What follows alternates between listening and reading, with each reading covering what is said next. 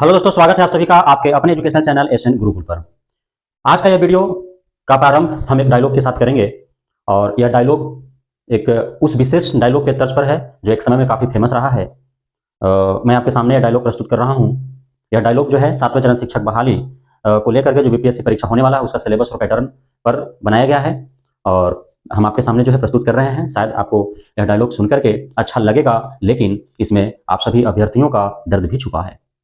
बिना सिलेबस और पैटर्न का तैयारी करने का दर्द तुम क्या जानो अतुल बाबू, तुम्हें तो सिर्फ ट्विटर ट्विटर खेलना है। दोस्तों, कुछ दिनों से आप देख रहे हैं कि बीपीएससी आयोग के जो अध्यक्ष हैं, चेयरमैन जो हैं, अतुल प्रसाद, माननीय अतुल प्रसाद, वे जो है कुछ दिनों से ट्विटर ट्विटर खेल रहे हैं। यहाँ अभ्यर्थी जो है पैटर्न और सिलेबस का इंतजार कर रहे हैं और वे जो है ट्वीट पर ट्वीट कर रहे हैं। क्या क्या ट्वीट किए हैं पहले हम देख लेते हैं, उसके बाद जो है विशेष बातें होंगी। बोल रहे हैं वो ट्वीट करके, हालांकि उन्होंने जो है इंग्लिश में लिखा है, हम उसको जो है अपने भाषा में बताने का प्रयास कर रहे हैं। जिस प्रकार पानी का बहाव ऊपर से नीचे की ओर होता है उसी प्रकार ज्ञान का भी। इनका कहने का तात्पर्य है कि आप सभी शिक्षक बनने वाले हैं और आप यह उम्मीद करते हैं कि जो आप पढ़ा रहे हैं, जो बच्चे पढ़ रहे हैं, उसी लेवल का प्रश्न आपसे पूछा जाए तो यह जो है अन्यायपूर्ण है, यह उचित नहीं होगा। क्योंकि ज्ञान का जो बहाव है वह ऊपर से नीचे की ओर, यानी कि आपके पास, आप शिक्षक हैं, आप बच्चों को शिक्षा देने के लिए जो है आपकी नियुक्ति होने जा रही है, तो आपका ज्ञान जो है, ज्ञान का जो स्तर है वह उच्च होना चाहिए। अर्थात आप यदि कक्षा प्रथम से 5वीं तक के लिए शिक्षक बन रहे हैं तो आपको 8वीं तक का ज्ञान होना चाहिए, 10वीं तक का ज्ञान होना चाहिए। तब जो है जिस विषय में आप जो है शिक्षा प्रदान करेंगे आप बेहतर तरीके से पढ़ाएंगे। तो वे जो है ऐसा इसको क्या कर सकते हैं, उपदेश दे रहे हैं। क्या कर रहे हैं, उपदेश दे रहे हैं। तो माननीय अतुल बाबू, बिहार के जो विद्यार्थी हैं, अभ्यर्थी हैं, जो एस्पायरेंट्स हैं, जिन्हें बीपीएससी का परीक्षा देना है, 10 अप्रैल 2023 को जब भनक लगा था तभी से यहाँ के विद्यार्थियों अभ्यर्थियों का कान जो है वो खड़ा है और वे अपने स्तर से तैयारी में लगे हुए हैं, क्योंकि उन्हें बीपीएससी का सिलेबस मालूम है कि आप जीके और जीएस तो अवश्य डालेंगे, कुछ डालें अथवा ना डालें। इसलिए आपका जब तक सिलेबस और पैटर्न आपके द्वारा ऑफिशियली जारी होगा तब तक शिक्षक अभ्यर्थियों के द्वारा जो है EVS, history, geography, pol science, general science पढ़ लिए होंगे। तो इतने बुद्धो, इतने मूर्ख नहीं हैं, लेकिन पढ़ तो जरूर रहे हैं, मेहनत कर रहे हैं, लगनशील हैं, मेहनती हैं। बिहार के जो अभ्यर्थी हैं, विद्यार्थी हैं, वे किसान और मजदूर का बेटा है, संतान है। वो खेत के छाती को चीर करके और उससे जो है अनाज पैदा कर लेते हैं। तो किसान और मजदूर का बेटा है, मेहनत करना जानते हैं, मेहनत कर रहे हैं। लेकिन बिना सिलेबस और पैटर्न का जो है तैयारी करना यह वैसा ही है कि बिना खाद पानी का फसल उगाने के समान है कि कोई सुविधा नहीं है। बस खेत में जो है फावड़े से खेत को कोड़ दिए और उसमें जो है बीज छिड़क दिए, उसके बाद ना उसका पानी की व्यवस्था है सिंचाई करने के लिए और न ही उर्वरक की व्यवस्था है, खाद की व्यवस्था है। तो उसी प्रकार है। तो इसीलिए मैंने आपको डायलॉग सुनाया कि बिना पैटर्न और सिलेबस का तैयारी करने का दर्द आप क्या जानो अतुल बाबू, आप तो सिर्फ ट्विटर ट्विटर खेल रहे हैं। उनका कहना है कि शिक्षकों का स्तर उनके विद्यार्थियों से उच्च होना चाहिए। नहीं, जिन विद्यार्थियों को पढ़ाने जा रहे हैं, जिन विद्यार्थियों को पढ़ाने के लिए शिक्षक बनना चाह रहे हैं, उसका जो पाठ्यक्रम है, उसका जो सिलेबस है, जो विषय वस्तु है, उसके बारे में ज्ञान उस पाठ्यक्रम, उस सिलेबस से भी व्यापक होना चाहिए। तभी जो है अच्छे से वो पढ़ा पाएंगे। सिलेबस वही रहेगा लेकिन प्रश्नों का स्तर उच्च रहेगा। नहीं, आप जो है कक्षा प्रथम से 5वीं तक के लिए आप जो है शिक्षक बनना चाह रहे हैं, तो कक्षा प्रथम से 5वीं तक का जो सिलेबस है, तो सिलेबस जो है उसमें भी आपको जो है जीके, जीएस, ईवीएस के रूप में आपको पढ़ना है, मैथ आपको उसमें पढ़ना ही है।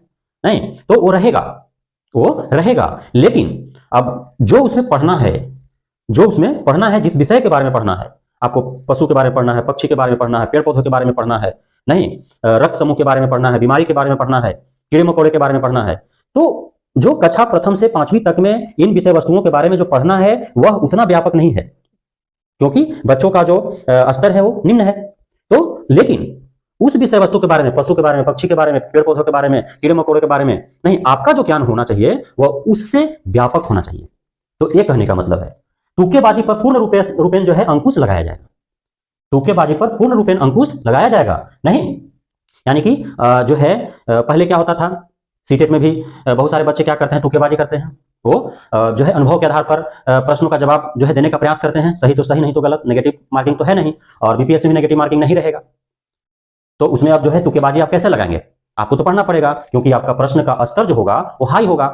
तो आप उसके बारे में पढ़े ही नहीं है, कुछ अनुभव नहीं है, तो आप तुक्केबाजी कैसे लगा सकते हैं? तुक्केबाजी तो तभी लगाएंगे ना जब वो हमारा पढ़ा हुआ में से है लेकिन हम में जो है याद नहीं है, हम कंफ्यूज हैं तो तुक्केबाजी लगा देते हैं। लेकिन पढ़े ही नहीं है, आपको लग रहा है कि हम कक्षा प्रथम से 5वीं तक का शिक्षक बन रहे हैं तो उतना ही आप पढ़ किए जो सीटेट में आपको पढ़ना है। सीटेट जैसा ही आप मान लिए कि सीटेट में जो कक्षा प्रथम से 5वीं तक इतना पढ़ना था और उतना ही पढ़ करके आप बीपीएससी भी दे दे। लेकिन आपको पूछ रहा है क्या? तो कक्षा प्रथम से 5वीं तक आपको शिक्षक बनना पूछ रहा है, 8वीं तक का, 10वीं तक का, अब वो पढ़े ही नहीं है, तुक्केबाजी कहां से लगाएंगे? नहीं, जो पाठ्यक्रम विद्यार्थियों का है वही रहेगा, लेकिन परीक्षा का स्तर विद्यार्थियों की कक्षा से उच्च स्तर का रहेगा। नहीं कहना है कि आप 9th 10th का यदि आप शिक्षक बनना चाह रहे हैं, 11th 12th का शिक्षक बनना चाह रहे हैं, तो आपको ग्रेजुएशन लेवल तक का जो है आपके पास ज्ञान होना चाहिए, तभी जो है 9th 10th 11th 12th का आप शिक्षक बन पाएंगे, बीपीएससी परीक्षा जो है क्वालिफाई कर पाएंगे। तो पाठ्यक्रम वही रहेगा। नहीं, जैसे गणित पढ़ना है तो अलजेब्रा पढ़ना ही है, आपका त्रिकोणमिति पढ़ना ही है, नहीं ज्यामिति पढ़ना ही है, एचसीएफ एलसीएम पढ़ना ही है, आपका जो है नंबर सिस्टम पढ़ना ही है। तो आप जैसे आप सीटेट पेपर 1 दिए मैथ से, मैथ इसमें भी था, इसमें भी वो सारे चीज पढ़ना था जो सीटेट पेपर 2 में भी पढ़ना था, लेकिन प्रश्न का स्तर सीटेट पेपर 1 में कुछ और था और सीटेट पेपर 2 में कुछ और था, सिलेबस तो सेम था। तो वही कहने का मतलब यहाँ भी है माननीय अध्यक्ष अतुल प्रसाद जी का।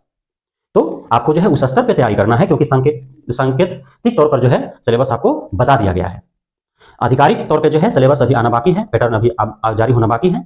तो हम जो है गुजारिश करेंगे कि बीपीएससी आयोग और अध्यक्ष जी से कि आप यथाशीघ्र जो है पैटर्न और सिलेबस जारी कर दें। ऐसे जब से बीपीएससी का नाम सुने हैं हमारे बिहार के शिक्षक अभ्यर्थी, तो तब से वे जो है तैयारी में लगे हुए हैं अपने स्तर से, क्योंकि उन्हें पता है कि बीपीएससी जब परीक्षा ले रही है तो प्रश्नों का जो संग्रह होगा वो कठिन होगा और जीके जीएस होंगे ही, करंट अफेयर्स होंगे ही, तो वे जो है तैयारी में लगे हुए हैं।